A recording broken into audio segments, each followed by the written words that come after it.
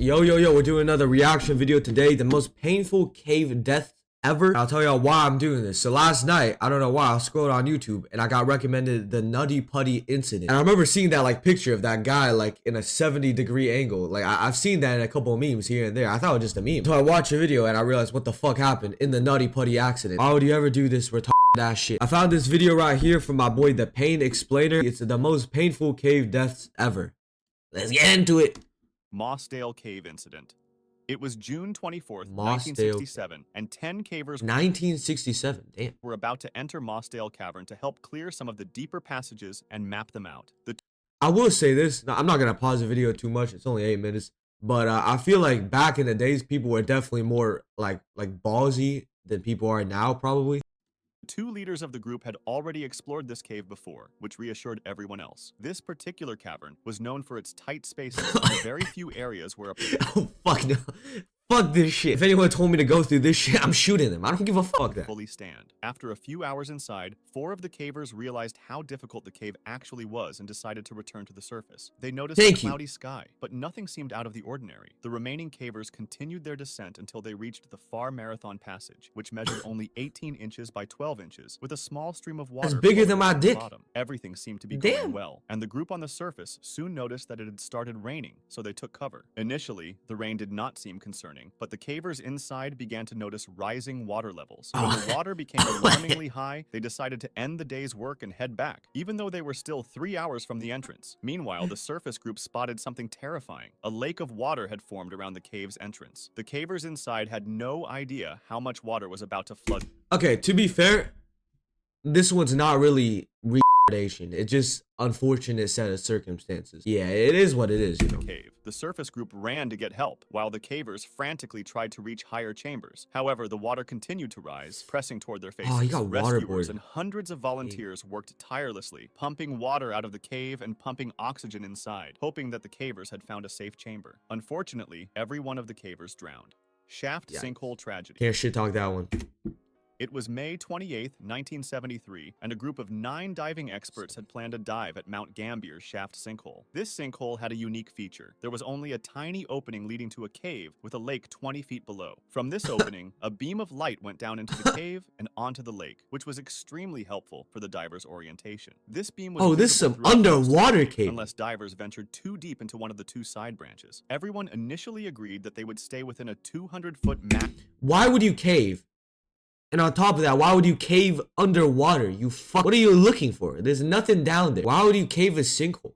It looks like a girl splitting her leg. Bad news. Maximum depth range, so they could remain in the main chamber and still see the guiding light. This was their only plan. On the second day, however, 4 divers planned to go to the western section of the cave, aiming for a depth of 250 feet, which would have been a new record. This was deeper than initially intended and posed a significant risk because, in 1973, divers were still using regular air cylinders rather than mixed gas tanks. For this reason, they had to be more cautious as they went downwards, because nitrogen narcosis might have settled in. As they went down, the increasing pressure would have pushed the nitrogen into the bloodstream, producing a state of consciousness that is similar to when people are drunk. Keep in mind that these divers were not very experienced in cave diving. They were more accustomed to standard open water scuba diving. This added even more risk to their plan. They started going down. Sorry for pausing the video so damn much. So they're beginner divers. They're basically drunk while they're in a narrow ass space, not even underground, but in water as well. Fuck me. Take a struggle, goddamn. The western section of the cave, and one experienced diver noticed that nitrogen narcosis was kicking in, so he immediately went back out. Several of them followed him and went back to the surface as well, but 4 of them kept going, determined to set the record and get a quick look before resurfacing. After a minute or so, the group at the surface became concerned, realizing the 4 divers would soon exhaust their air supply. A few returned to the cave to find them, and they discovered a flashlight and a camera on the bottom, but no trace of the divers. There was a problem that we haven't yet mentioned: silt. The movements of the 4 divers stirred up the long settled silt into a sand cloud that would take a lot of time to settle back. This reduced visibility to less than an arm's length, removing any hope for orientation for the underwater divers. Without being able to see anything, oxygen running dangerously low, and nitrogen narcosis kicking in, the 4 divers drowned. Jacob's Well tragedy. It's November 23rd, 1983. This shit's sad, man. It's actually sad. It's drawn a little stick figure, so I don't really feel as much sympathy, but it's still fucking sad, man. They fucking died. But 1983. And two students from Texas State University named Richard and Clark are about to enter Jacob's Well, an underwater hole that leads to an underwater cave. This hole seems relatively shallow, around 25 feet, and many people try to touch the bottom and then come up. However, this is just a deceiving appearance because it actually leads to another underwater cave with 3 chambers. The first 2 are relatively open and easy to get through, but the third one has a really small squeeze to get into it. If you manage to squeeze through, you'll enter a room that is 10 feet tall, and you'll see a really small hole at the farthest edge, too small to pass through. This small tunnel was just 2 feet in diameter, and 2 years prior, 2 people died in it because after they managed to get through, a rock slide filled with gravel blocked them inside. Now, getting back to our 2 students. And your bitch ass decided to do that after hearing that shit? Hell no, leave! They were fairly experienced in normal diving, but not in cave diving, and they were trying to get their instructor certification in open water diving. You had to do that? Don was an incredibly skilled and experienced diver, and he was the one who removed the 2 bodies Dude, we just Don talked wanted about. them He used to dead, bro. constantly warn everybody to stay away from They wanna Jacob's kill Well them. since it's deadly, and he even tried to cover up the small hole that leads to the 4th chamber with some cement. But other divers reopened it and left a message that said, "You can't keep us out." Don himself almost died in Jacob's Well. When he tried to enter the 4th chamber, a gravel slide trapped him in the tunnel. He almost resigned himself to death. His tank was empty, and he had swallowed some water when his survival instinct kicked in, and he started rapidly moving until he cleared enough gravel to escape. When he did, he saw his diving colleague extending a regulator for him to breathe. As he started resurfacing, the air inside his body expanded until he reached almost 4 times his normal body size. By the time he broke the surface, he was screaming in pain. His belly was huge because his stomach had completely ruptured. These stories caught the attention of Richard and Clark, who wanted to take On November 23rd, 1983, they went into Jacob's Well and reached the 3rd chamber where the small hole was located. Richard removed his tank to get through the hole and started going in while holding his tank. When Clark removed his own oxygen tank and tried to get in, he saw Richard's face and noticed Richard didn't have the tank with him anymore and was suffocating. Clark quickly reached for the regulator and gave it to him, letting him breathe again. They started passing the regulator back and forth as they made their way out, and somehow they managed to get through the tight squeeze of the 3rd chamber. They then began making their way toward the exit until a terrifying sound caught their attention, a clank from their oxygen tank. Not only did this mean they'd hit a wall with the tank, so they were going the wrong direction, but it also meant the tank was almost empty. They realized they'd run into the false chimney in the 1st chamber, a tunnel that looks like it leads to the surface, but is actually a dead end. Clark managed to swim back to the surface and gasped for air after covering an incredible 75 feet in a single breath. Unfortunately, the same can't be said for Richard, who remained behind and drowned. When Clark called the police for assistance, Don, the instructor himself, showed up and was stunned to see his students there. Gollum's Cave. August 18th, 2005, and a group of 5 friends decided to venture into the Gollum Cave. This fuck-ass cave is called Gollum's Cave, and you decide to venture. Are you dumb? Also called the Cave of Death because Even better.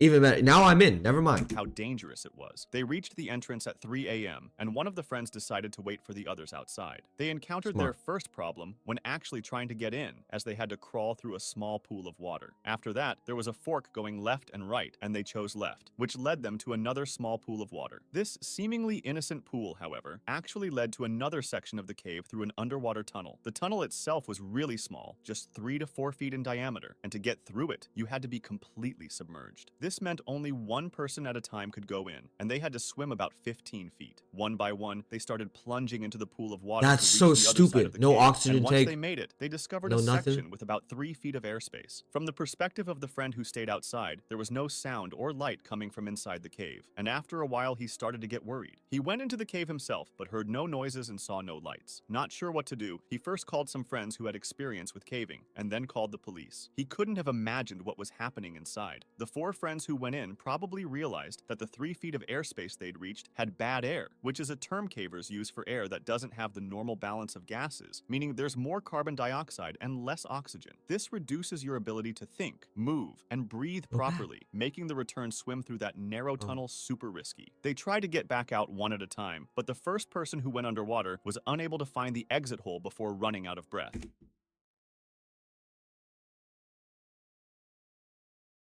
Oh, oh no, they're fucked. Because if his body is there, and especially if it's only what 2 to 4 feet in diameter, like it's Jover. It's Jover. The body is just a blockade as well now. And they can't breathe properly. Oh, shit. That happened because the increased carbon dioxide messed with her ability to hold her breath and think clearly. After 30 to 60 seconds, the second person went in and found the first one, and so on, until all of them got stuck in the tunnel. The police arrived and tried to pump in oxygen and pump out water, while family and friends waited anxiously outside the cave. Unfortunately, it was all in vain. The bodies were later recovered, and the cave was eventually closed off with cement. If you want to discuss this video or suggest an idea... Oh, hell no, man. Hell no. Hell no, hell no, hell no. Fuck this shit. Fuck caving. Fuck underwater caving. I don't know why. I didn't even know underwater caving was a thing. God damn, man. Let me know if you want me to react to more painful other deaths from this guy. The Paint. The Paint Explained. Beautiful name. He makes some bangers. I like his stick figure shit, but man, nah. Hell no. Not as bad as the Nutty Putty incident, but still, man, it's horrible. I'm out. Bye.